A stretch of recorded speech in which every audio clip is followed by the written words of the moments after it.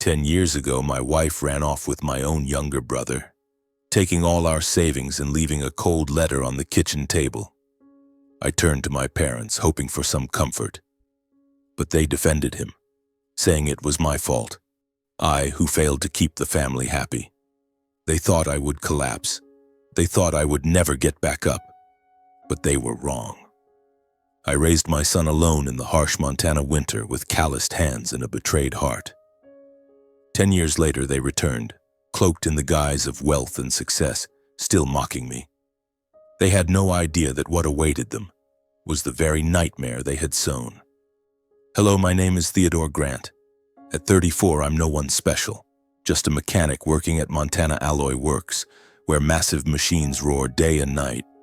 My hands are rough, stained with oil that never quite washes off.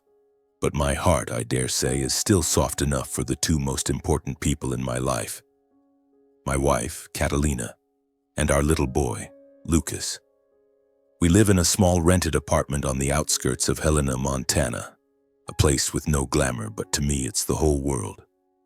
That home was built from years of scraping by, from the sweat dripping on the factory floor and sleepless nights worrying about our son. Our life is simple, sometimes harsh, but I always believed that as long as we had family, everything was worth it. I work shifts day and night, rotating like the machines I maintain. The job isn't easy. The clanging of metal, the pungent smell of oil, and the biting cold of Montana's winter seeping into every fiber of my being. But I never complain. Every extra shift means a bit more money for Lucas's medicine, my 9-year-old son who's had asthma since he was a baby. He carries an inhaler everywhere, and every time I hear his wheezing breaths, my heart feels like it's being squeezed. Lucas is my light, the reason I get up every day, even when I'm so exhausted I could collapse. Today is a typical winter day in Helena. I wake up at 5 in the morning when the sky is still pitch black. Our small apartment sits quietly on a silent road where cold winds rattle the old window frames. I step out of the bedroom carefully, trying not to wake Catalina. She lies there, her brown hair spilling over the pillow, her eyes closed as if lost in a distant dream. Catalina, my wife, was once a passionate art teacher. She painted vibrant canvases, dreaming of gallery shows in big cities. But since Lucas got sick, she quit her job to care for him, her days now revolving around our small kitchen, his medications, and regular doctor visits. Sometimes when I look at her, I see her eyes drift somewhere else, as if searching for the person she used to be, back when she was young, free, and unbound by responsibility. Though life isn't easy, we're here, together like a team. But I know Catalina isn't always content.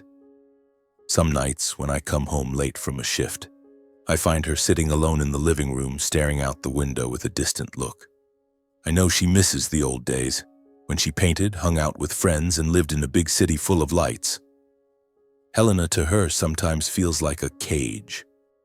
I try to make up for it, but I'm not a smooth talker. I only know how to work, bring home money, and hope that my love is enough to keep her here. I didn't know that just a few weeks later everything would change, like a storm sweeping in, tearing away everything I thought would last forever. Everything began to change the day my younger brother Kyle showed up.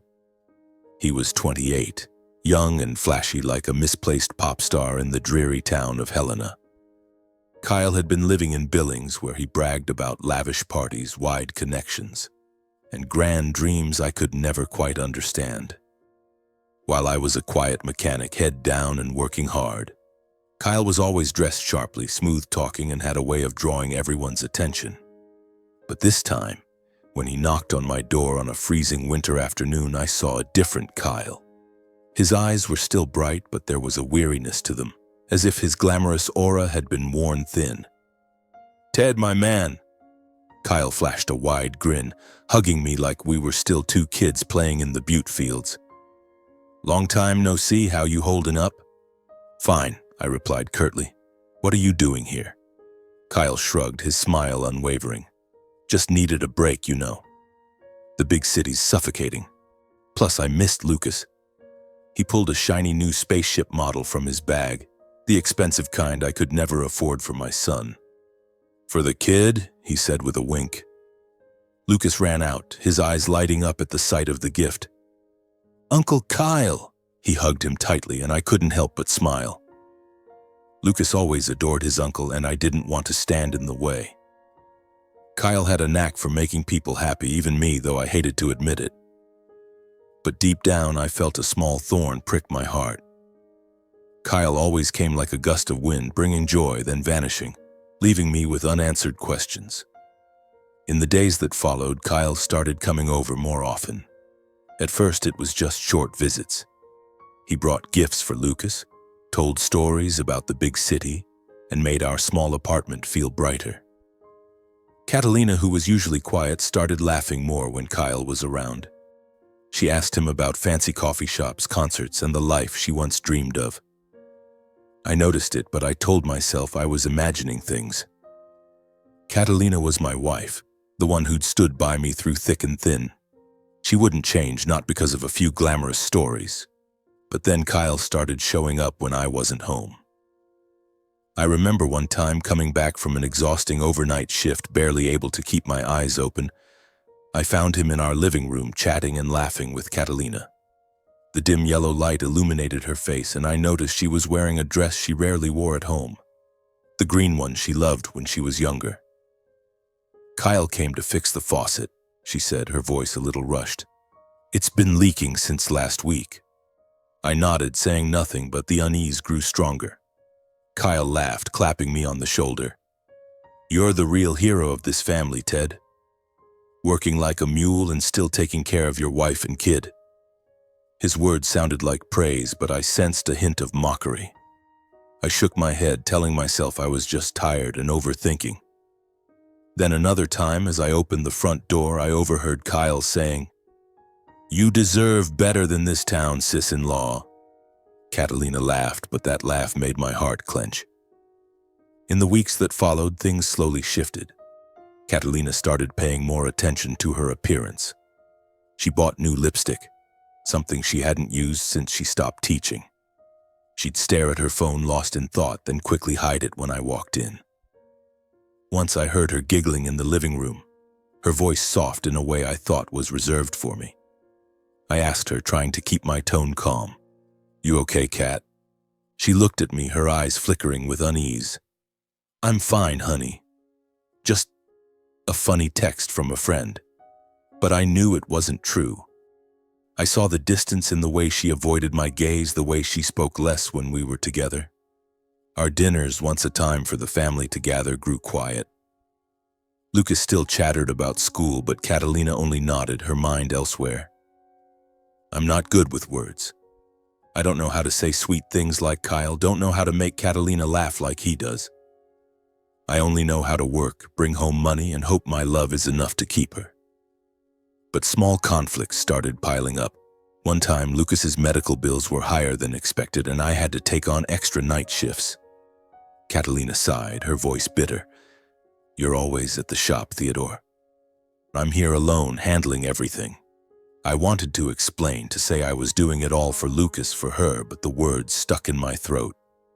One evening, when I came home earlier than usual, I saw Kyle and Catalina on the sofa, sitting closer than they needed to. A bottle of wine sat on the table, something we rarely bought to save money. "Just some wine Kyle brought over," Catalina said, her voice slightly shaky.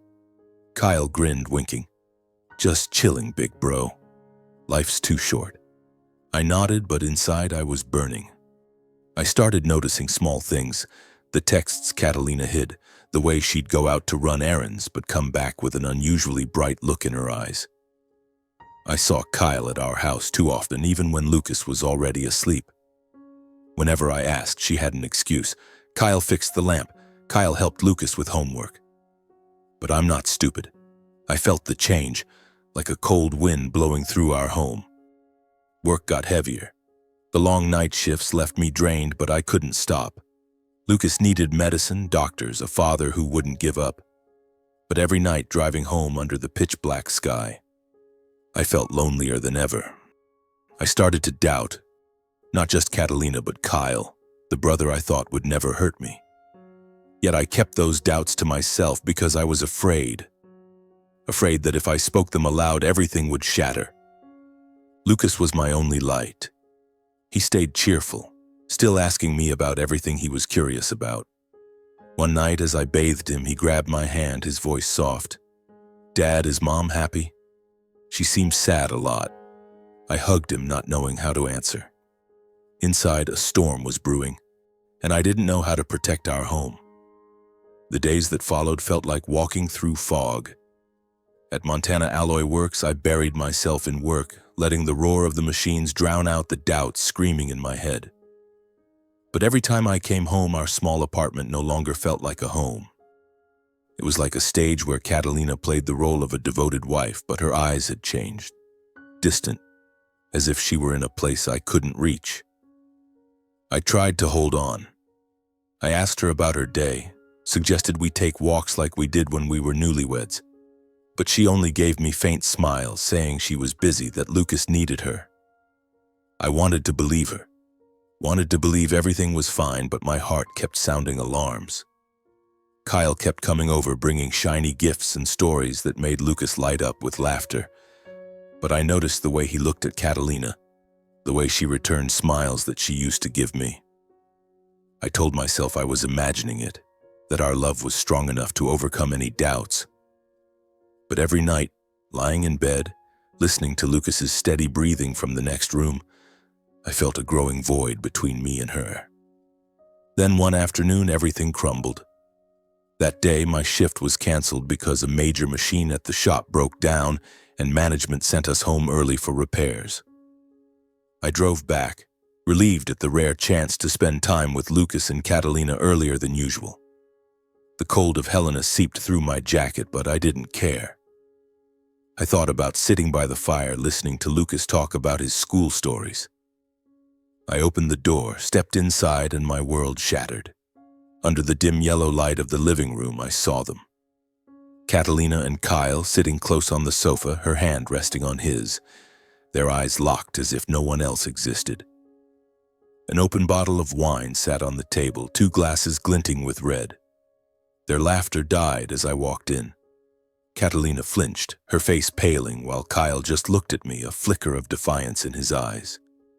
You're back early?" Catalina stammered, jumping up, her hands fumbling to adjust her dress. I stood frozen, unable to speak. My heart pounded, not from anger, but from pain. A sharp, piercing pain, as if someone had stabbed me in the chest. Kyle smirked, a faint smile I'd never seen on him before. "What's wrong, big bro? You look like you've seen a ghost." "Get out," I said, my voice hoarse, almost a whisper. I didn't look at Kyle, only at Catalina, hoping for an explanation, a hint of remorse, anything I could cling to. But she just stood there, her eyes wavering between fear and defiance. Then she spoke, and each word was like a knife. "Don't act like you're the perfect husband, Theodore. You're never here. All you care about is work, your damn machines. Do you think I want to live forever in this town, in this house, with a man who can't give me anything but sweat and the smell of motor oil?" I was stunned. Those words, harsh and cold, tore apart every year we'd spent together. I wanted to scream, to tell her I did it all for her, for Lucas, for this family. But I couldn't. The words stuck in my throat, and I just stood there like a defeated man. Kyle stood up, patting my shoulder as if we were buddies. "Come on, Ted. Don't make a big deal out of it. Life's short." He laughed, a laugh that made me want to punch him in the face. But I didn't do anything. I turned and walked out, leaving behind the stifling room and the 2 people who had betrayed me. I drove aimlessly, not knowing where to go. The cold wind blew through the car window, but I felt nothing except the pain tearing through my chest. I thought of Lucas playing at a friend's house, unaware that his world was about to collapse. I thought of the years I'd worked, sacrificed, only to end up with this. I pulled over on a deserted road, sat in the darkness, and for the first time in years I cried. Not loudly, just silent tears streaming down my grimy face. That night I returned home, hoping for a miracle, hoping it was all just a nightmare. But when I opened the door, I found only emptiness. Catalina's things were gone. Her clothes, her shoes, even the small wooden box where she kept her old paintings. The apartment, once our home, now felt as cold as a tomb. On the kitchen table lay a single sheet of paper, Catalina's handwriting sharp and cold. I picked it up, my hands trembling. "Theodore," the letter began, "I've chosen a man who truly knows how to live. You never understood me, and I'm tired of trying. Don't look for me. I don't belong here anymore." Those words were the final blade cutting through whatever hope I had left. I checked our joint savings account where we'd scraped together every penny over the years. Money for Lucas's treatment, money for a small house one day. It was empty. Everything, every drop of sweat, every sleepless night was gone with her. The bedroom door opened and Lucas walked in, his eyes wide with confusion. "Dad, where's Mom?" he asked, his voice trembling as if he sensed the unease. I knelt down, hugged him tightly, holding his hand in mine. I wanted to say something, to explain, but I couldn't. How could I tell my son that his mother had left, taking our entire world with her?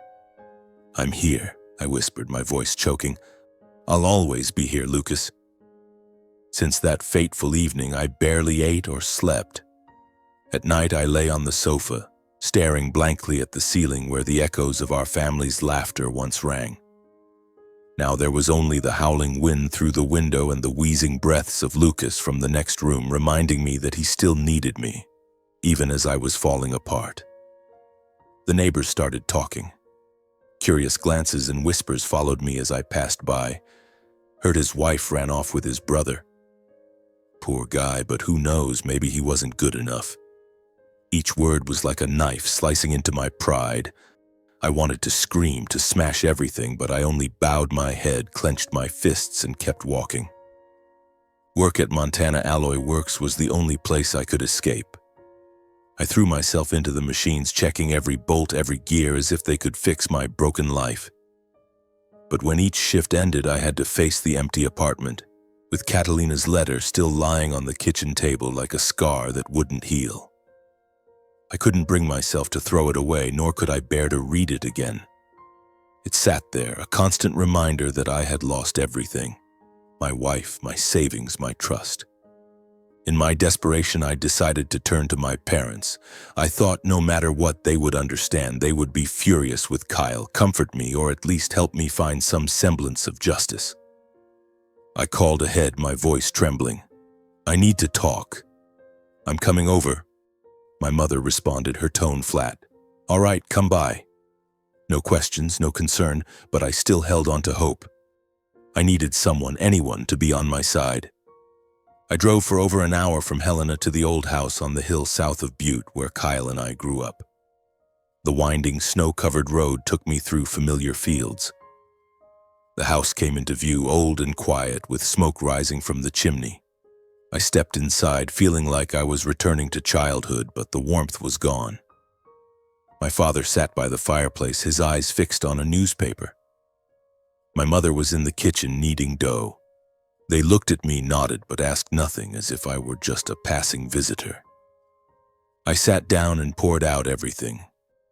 The words spilled like water from a broken dam. About Catalina, about Kyle, about the letter, about the empty savings account. I spoke with the hope they would understand, get angry, call Kyle back to face me. But when I looked up, I saw only coldness. My father folded his newspaper and sighed. "Kyle's young, impulsive," he said, his voice as casual as if he were talking about the weather. "You're the older brother. You should know how to let things go. This will pass." I was stunned, feeling as if I'd been slapped. "Let it go?" I repeated, my voice shaking with anger. "He stole my wife, stole the money I saved for Lucas." "How can you say that?" My mother stepped out of the kitchen, wiping her hands on her apron, her eyes reproachful. "Theodore, you didn't know how to hold on to your happiness. You're always buried in work. A woman like Catalina, young and beautiful, how could she not get restless? You should have known how to keep her instead of letting her find joy elsewhere." Each word from her was a sharp, cruel blade. I sat there, numb, unable to believe that my parents, the people I thought would be my last refuge, could defend Kyle. I looked at them, their familiar faces now as foreign as strangers. And then, childhood memories flooded back, vivid as if they'd happened yesterday. I remembered the summer when I was 8, spending the entire season building a toy car from scrap wood in my father's garage. I meticulously carved and painted it, dreaming of the day I'd show it to my parents. But when I brought it out, Kyle, then 5, grabbed it and broke a wheel. I cried not for the car, but because my parents didn't scold him. Instead, my father said, "You're older. You need to let your brother have his way." My mother hugged Kyle, comforting him as if I were the one at fault. The wooden car, my summer's labor, was tossed into a corner of the garage, never mentioned again. I remembered evenings around the dinner table, when my mother always gave Kyle the best piece of meat while I got the burnt scraps. "Kyle's young. He needs to eat well to grow," she'd say, as I sat there, hungry not just for food but for attention. I remembered the day I won first place in a school writing contest, bursting with excitement to show my parents the certificate. But my father only glanced at it before turning to ask Kyle about his soccer game. "Good thing Kyle was there to cheer you on," he said, though Kyle had nothing to do with it. Every achievement of mine was overshadowed by Kyle. Every mistake of his was blamed on me. I remembered the time Kyle broke my mother's favorite vase, and I was punished, forced to stand outside in the freezing Butte cold for an hour because I didn't watch him closely enough. I stood there, shivering, looking through the window as my mother held Kyle while I was just a shadow in their eyes. My childhood was a series of days carrying the weight of my brother's responsibilities, while the love I craved was always dismissed. I tried to forget those injustices, thinking adulthood would change things. I left Butte, built my own life, married Catalina, had Lucas, and thought I'd escaped Kyle's shadow. But sitting before my parents now, I realized their favoritism had never faded. I was naive to think time would change them. I stood up, saying nothing more. My father looked at me, his eyes cold. "Don't make a big deal out of this, Theodore. Family means forgiveness." I didn't respond, just turned and walked out. The cold wind stung my face, but I felt nothing but emptiness. The old house on the hill, once a place of childhood memories, was now a stranger's home, a place I no longer belonged. I drove back to Helena, my mind in turmoil. But when I opened the apartment door, Lucas ran to me, hugging me tightly. "Dad's back," he cheered, his eyes lighting up as he pulled out an old medical book he'd borrowed from the library. "Dad, I read this about lungs. Did you know there's a way to help people with asthma breathe easier?" He spoke with enthusiasm, his voice full of life, as if his world still shone brightly. I knelt down, hugging him tightly, feeling the small beat of his heart. In that moment, I snapped awake. If the whole world turned its back on me, Catalina, Kyle, my parents, I still had Lucas. He was the only reason I could stand up, the only reason to keep living. "If the whole world turns away," I whispered to myself, "we'll lean on each other and survive." Time passed, and Lucas and I became two pieces of a shattered puzzle, trying to fit ourselves back together. The small apartment in Helena, once a home for 3, now held just the 2 of us. But I was determined to make it a sanctuary for us both. Every morning I woke up early, brewed coffee, made toast, and prepared breakfast for Lucas. Though only 9 years old, he was more mature than I'd expected. He stopped asking about his mother as if he knew the answer would hurt me. Instead, he held my hand, his eyes sparkling, and talked about things he'd read in an old medical book borrowed from the library. I smiled, ruffled his hair, and silently thanked him for keeping his light alive despite the darkness that had descended. Work at Montana Alloy Works remained my anchor, but now it was more than just a way to earn money. It was what kept me standing. I worked hard, checking every machine detail, trying to finish shifts early to get back to Lucas. But night shifts were still a haunting necessity. I couldn't leave him alone, so I relied on Mrs. Harriet, the kind neighbor with silver hair and a warm smile who lived next door. She was always willing to watch Lucas when I had to work late. "He's a good boy, Theodore," she said, her eyes full of empathy. "He'll be fine, and so will you." I nodded, thanked her, but deep down I knew I wasn't fine. Not yet. Lucas, as Mrs. Harriet said, was a special boy. He was well-mannered, polite, and more independent than his peers. He started tidying the house, folding clothes, and even making simple meals like egg sandwiches when I came home late. One time I found him standing on a chair carefully frying eggs in the kitchen, his mother's oversized apron hanging loosely on him. "I made this for you, Dad," he said, his voice full of pride. I sat down, ate the slightly burnt sandwich, and felt my eyes sting. My little boy, so young, was trying to fill the void his mother left behind. Seeing Lucas grow up, I decided to cut back on night shifts, even if it meant less income. I didn't want him to grow up lonely the way I had in the shadow of favoritism. I spent more time with him, reading medical books together, listening to him talk about the wonders of the human body. "Dad, I want to be a doctor when I grow up," he said once, his eyes shining. I hugged him, a mix of pride and pain swelling in my chest. My fragile boy, always carrying his inhaler, was dreaming of saving others. Our life wasn't easy, but it had moments of warmth. In the evenings, we sat by the fireplace, doing homework or reading together. Lucas loved asking about how the body worked, and I, though no expert, answered with what I'd learned from him. "Dad, lungs are like machines, right?" he asked, and I laughed, nodded, thinking this boy would go further than I ever dreamed. But life wasn't always calm. Lucas's asthma remained a looming shadow. One winter afternoon while I was at work, my phone rang. It was Lucas's teacher, her voice trembling. "Mr. Grant, Lucas is having a severe breathing attack.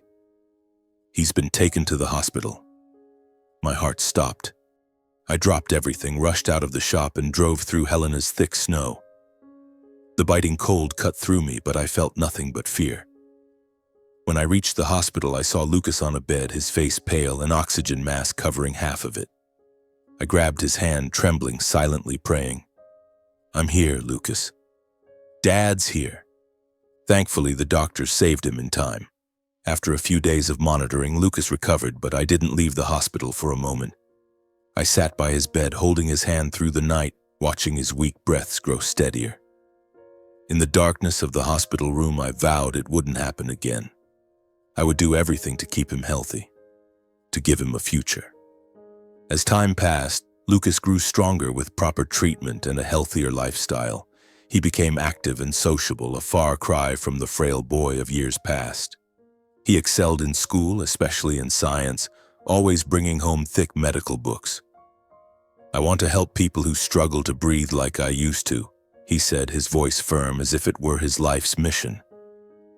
I looked at him, filled with pride, but also a pang of pain, remembering the hardships he'd overcome. As for me, I slowly found my rhythm again. Thanks to my diligence, skill, and sense of responsibility, I was promoted to technical supervisor at Montana Alloy Works. The new job gave me a steadier income and more flexible hours. I no longer had to work endless night shifts, and I started saving for a small house, no longer a cramped rented apartment. The day we moved into our new home, Lucas ran around the yard laughing brightly. "Dad, is this really our house?" he asked, and I nodded, feeling a bit of light return to my life. When Lucas turned 18, he received an acceptance letter from the University of Montana's School of Medicine, specializing in respiratory and pulmonary care, the very illness that had forced him to carry an inhaler throughout his childhood. That day, I held the letter, reading it over and over, speechless. Lucas looked at me and smiled. "Dad, I did it." He hugged me, and I hugged him back tightly, tears silently streaming down my face. From the frail boy of years ago, Lucas had grown into a strong, confident young man, full of determination. He was my greatest pride, proof that even after betrayal and pain, I could build something beautiful from the ruins. My son.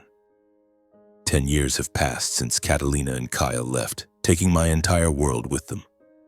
I'm now 44, my hair starting to gray, my face weathered by years of hardship. But I stand here, calm and seasoned, in the small house Lucas and I built together in Helena. Our life is no longer shrouded in darkness. I still work at Montana Alloy Works with a steadier schedule and enough money to support Lucas through college. Our modest home, though not luxurious, is filled with laughter and evenings spent reading together, debating medical topics, or simply sitting by the fireplace, listening to the autumn wind whisper outside the window. Lucas, now 19, is a freshman in the medical program at the University of Montana. Tall and mature, with bright eyes and a smile that melts away all my fatigue. He's not just my son, but my closest friend. Every weekend he comes home, sharing stories about school, professors, and his dream of becoming a respiratory specialist. "Dad, I want to help people like me. People who fight to breathe," he says, his voice resolute. I look at him, filled with pride, but also a twinge of sorrow, remembering the days when he was a frail boy, clutching his inhaler like a lifelong companion.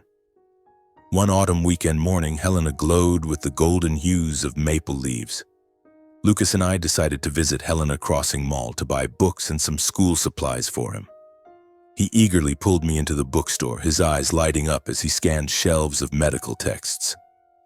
"Dad, I need this one," he said, holding up a thick book, his voice brimming with excitement. I smiled, nodded, and let him dive into his selection. "I'm going for a walk. Call me when you're done," I said, stepping outside to enjoy the crisp autumn air. Helena's streets were lively yet peaceful, with families strolling, children running, and the sweet scent of waffles wafting from a nearby stand. I walked slowly, breathing deeply, feeling the warm autumn sun on my shoulders. 10 years ago, I never imagined I could stand here so calm after everything that happened. Lucas gave me strength, and I had learned to let go of the past, or at least I thought I had. Then amidst the crowd, I saw them. Catalina and Kyle, walking side by side, dressed impeccably like a successful couple straight out of a glossy magazine. She wore an expensive fur coat, her wavy hair shimmering in the sunlight. Kyle, in a tailored suit and sunglasses, had a smug smile on his lips. For a moment, I was pulled back to that snowy night 10 years ago. The empty house, the cold letter on the kitchen table, and Kyle's defiant stare. Bitterness, anger, and humiliation surged, burning in my throat like an old flame reignited. I stood frozen, fists clenched, unsure whether to turn away or confront them. Catalina spotted me first. Her eyes widened, a flicker of unease crossing her face, quickly replaced by a smug expression. She tugged Kyle's arm, approaching me with a voice sweet but sharp. "Theodore, it's been a while. You're the same as ever, aren't you?" Her gaze swept over me, disdainfully noting my worn jacket and dusty boots. Kyle stood beside her, smirking.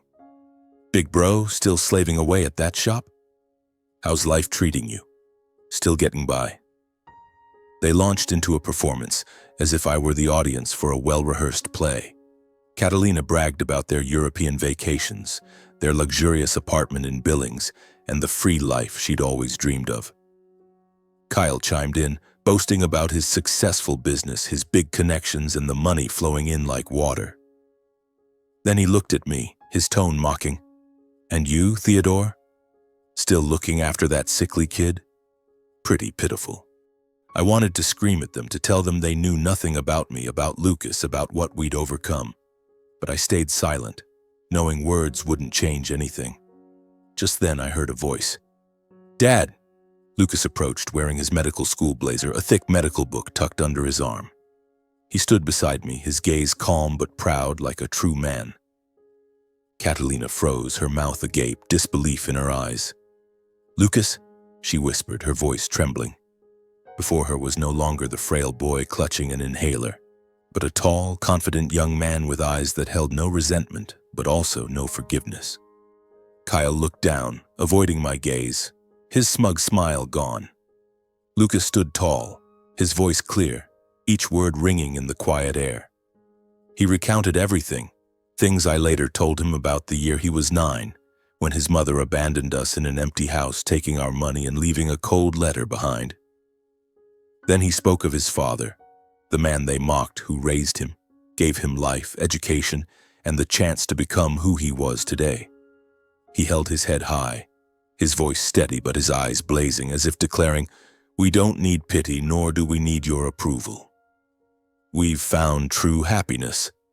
Catalina bowed her head, tears welling up, overcome with shame for the first time in years. Kyle stood silent, unable to meet his brother's eyes. They left in heavy silence. As their figures faded into the crowd, I let out a soft sigh, as if releasing a burden I'd carried for years. Lucas turned to me, smiling gently, his voice low and warm. "You don't need to worry about them anymore, Dad." In the golden autumn afternoon, we walked side by side, leaving behind the dark past and those who betrayed us, moving forward into the life we had preserved and built with resilience, love, and pride. A few weeks after the encounter at Helena Crossing Mall, life for Lucas and me settled back into its familiar rhythm. One early winter evening, as the cold began to bite at our skin, Lucas and I sat in the living room. The fireplace crackled, casting an orange glow across his face.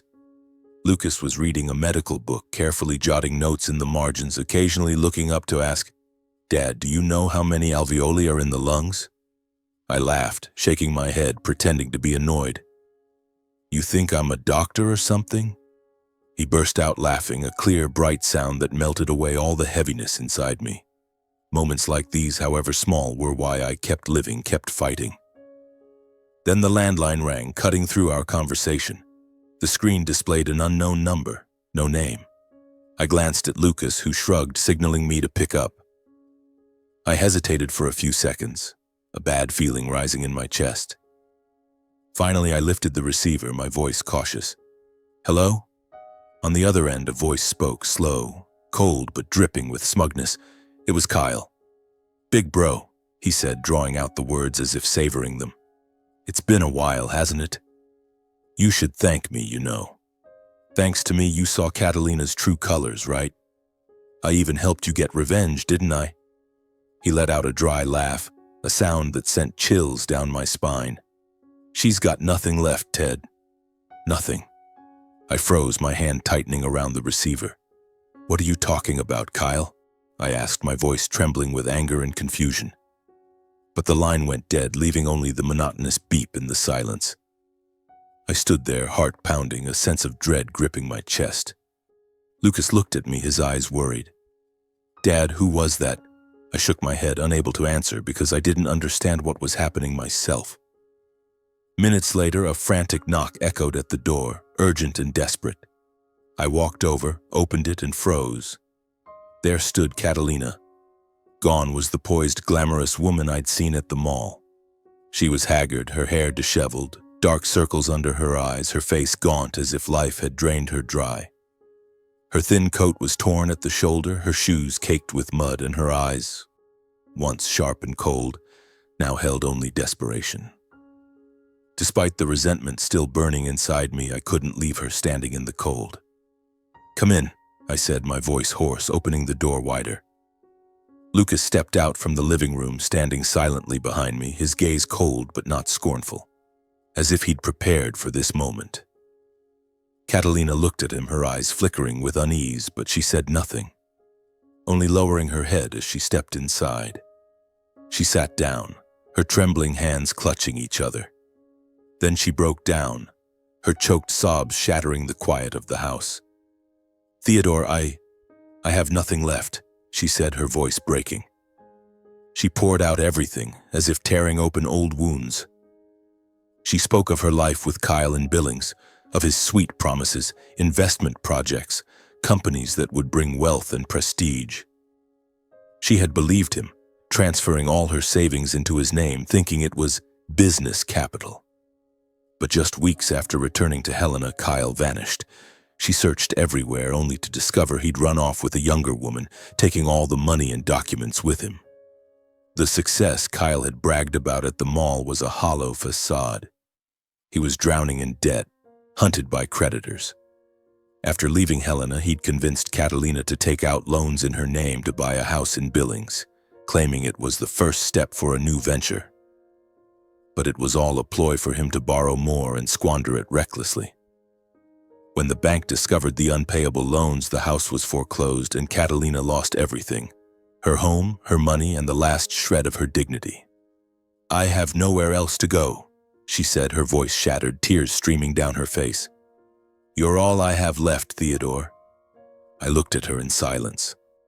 Lucas stood beside me, his expression unwavering, though I saw his hand clench, as if holding back something.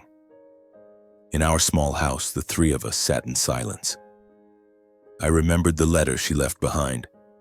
I remembered the sleepless nights holding Lucas so he wouldn't cry for his mother. And now, she sat here, not out of remorse, but because she had lost everything. No one spoke another word. The past between us was closed, cruel but just, like life's way of punishing those who chase illusions. I looked at Catalina not with hatred but with emptiness. She was no longer the wife I once loved, just a stranger carrying her own scars. Catalina buried her face in her hands, her trembling fingers clinging to the edge of the chair as if it were her last anchor. The fireplace crackled, but its warm light couldn't reach the corner of the room where she sat. Her voice was choked and halting, as if every word had to fight to break free. Theodore, I was wrong, she said, tears streaming down her gaunt face. Kyle manipulated me. He promised me a better life, the things I always dreamed of. But it was all lies. I just want to make things right, Theodore. I want to start over. She looked up, her hollow eyes meeting mine, then shifting to Lucas, who stood silently behind me. Lucas, she called, her voice breaking. I'm sorry. I was wrong to leave you. I just want to be with you, to start again. She reached out toward him as if a single touch could erase a decade of abandonment. But Lucas didn't move. He stood there, his gaze calm, like someone who had long since learned to face pain. I sat in silence, looking at the woman before me, the one who had torn apart my family, my trust in people. 10 years ago, her harsh words had shredded my heart. 10 years ago, she left me and Lucas, taking the money we'd saved for his medical treatment. And now she sat here, begging for forgiveness, but I felt no anger, nor did I feel pity. My heart held only a weary, tranquil emptiness, as if all my emotions had been worn away by time. I studied her, searching for a trace of the Catalina I once knew, the woman who used to laugh brightly by my side, who painted vibrant canvases, who held Lucas and sang him to sleep. But that woman was gone, replaced by a stranger, haggard and desperate. I realized she hadn't returned out of remorse. She came back because she had nowhere else to go. Her so-called desire to start over wasn't born from the heart, but from the desperate instinct of someone who had lost everything. Lucas stood beside me, watching in silence. I turned to him and our eyes met. A slight but firm nod, as if he understood every thought in my mind. In that moment, I knew my son, though only 19, was mature enough to face the truth. He didn't need empty promises from the mother who abandoned him. He supported me just as I had always supported him through the hardest years. I took a deep breath, feeling the chill of Helena's winter flood my chest. Catalina, I said, my voice steady but resolute, you should go. Don't disrupt our lives anymore. You don't belong here. She froze, her eyes widening as if she couldn't believe what she'd heard. Theodore, please, she pleaded, her voice trembling. I have nothing left. I just want a chance. But I stood, walked to the door, and flung it open. Cold wind rushed in, carrying flurries of snow like an invisible boundary between the past and the present. Catalina sobbed uncontrollably, but I didn't waver. I wasn't cruel, but I understood that forgiveness sometimes means letting go, not opening your heart. She stood, stepping out into the snow, her frail figure fading into the white flurry. I gently closed the door, the howling wind outside sounding like a final goodbye. I turned back to find Lucas looking at me. His eyes were filled with peace, free of resentment, only understanding. Dad, he said softly, are we okay? I nodded, pulling him into a hug. We sat together again in our small, warm home, a place of peace we'd earned through a decade of pain. The fireplace kept burning, and outside the snow fell thicker, but for the first time in years I felt a weight lift from my heart. After that fateful night, life for Lucas and me settled back into a simple but profoundly meaningful rhythm. Our small house in Helena, with its creaky windows and white walls yellowed by time, became our sanctuary. We grew closer than ever, sharing quiet joys.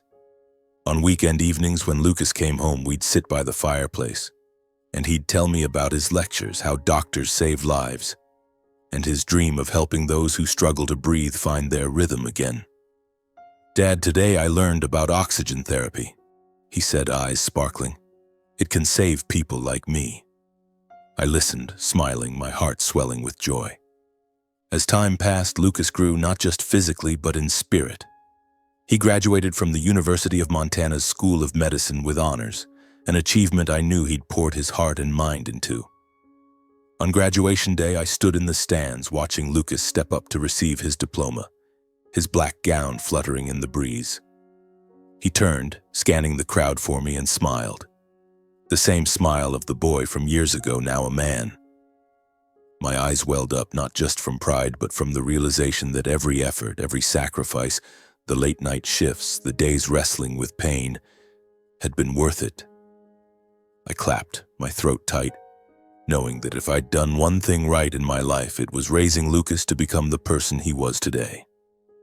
After graduation, Lucas was accepted into a major medical institute in Missoula, where he began his journey to become a respiratory specialist. He worked tirelessly but never forgot to visit me every weekend. "Dad, I have to come back or you'll miss me too much," he teased. But I knew he needed these moments with me as much as I needed him. Our life was simple, a dinner of stew and potatoes, a walk along the Missouri River, or just sitting together listening to the autumn wind rustle through the trees. It was the peace I once thought I'd never find again. As for Catalina, I heard about her through an acquaintance in Helena a few months after our last encounter. She was living a vagrant life, drifting through nearby towns, her clothes tattered, her hair disheveled, her eyes vacant. People said she'd sit for hours at bus stations muttering Kyle's name, sometimes crying, sometimes laughing, as if she no longer knew where she was. When the police found her, Catalina was in a severe state of exhaustion, gaunt, plagued by chronic insomnia, speaking incoherently and reacting with panic. They admitted her to the state psychiatric facility for those with severe mental disorders. After that, no one heard anything more about her. When I heard her story, I stayed silent. I felt no resentment nor any pity. She was part of a past I had learned to let go of, just as I'd let go of the letter she left behind 10 years ago. My parents, now old and frail, lived alone in their old house in Butte.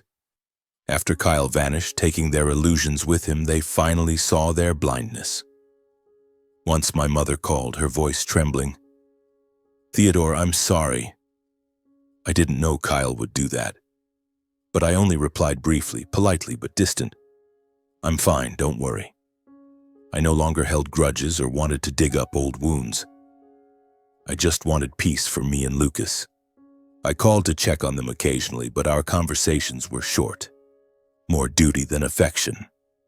Our life, Lucas's and mine, though imperfect, was everything I needed. Each morning I opened the window, watching snow fall gently on the yard, and thought about the journey we'd been through. Lucas, once a frail boy with an inhaler, was now a young doctor with a mission to save lives. And I, a man who once lost everything, stood here with a home and a son who was my greatest pride. We had weathered the storm, not by seeking revenge or clinging to the past, but through love and resilience. Now, at 50, I live a quiet but fulfilling life in our small house in Helena. My hair has grayed more, my face etched with a few more wrinkles from years of hardship, but my eyes, I dare say, still hold a spark. The spark of a man who has rediscovered himself. Each morning I brew a cup of coffee, open the window, and let Montana's chill flood in, carrying the scent of snow and pine. I sit on the porch watching the first light of day filter through the trees and feel a stillness in my heart. Life is no longer noisy or bitter, only peaceful. A peace I traded my youth to find. Lucas, now a young doctor in Missoula, still comes home every weekend. He walks in, tall in his long coat, bringing stories of patients, surgeries, and people he's helped reclaim their breath. "Dad, this week I met a patient with asthma like I used to have," he says, his voice brimming with passion. "I helped him, Dad. I think I'm doing the right thing. I listen, smiling, my heart swelling with pride.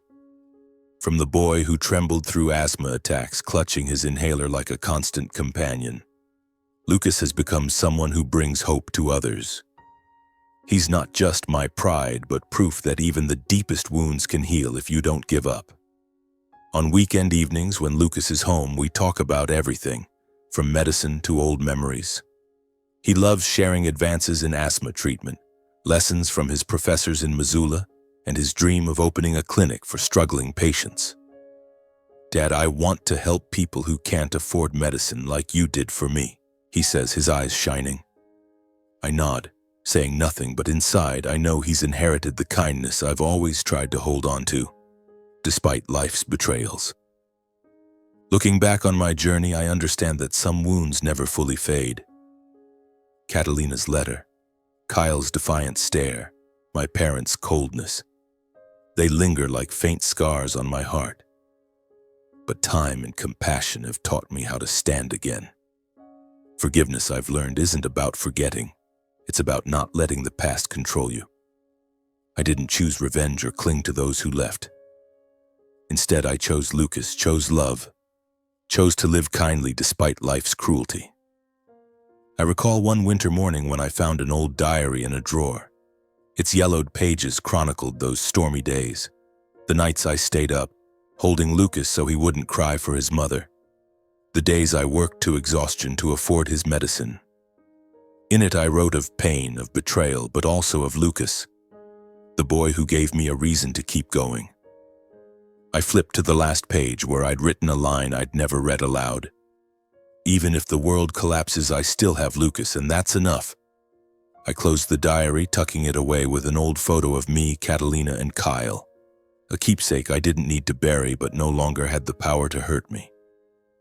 I want to tell those who faced betrayal, injustice, or loss, don't seek revenge. Let life deliver justice in its own way. Don't hold on to those who've left. If they're unworthy, let them fade like a passing breeze. And most importantly, choose what's right, even when it's hard. It's in the toughest years that we truly grow, that we find life's meaning. To Lucas, I always say, don't be afraid to be kind, even if it puts you at a disadvantage.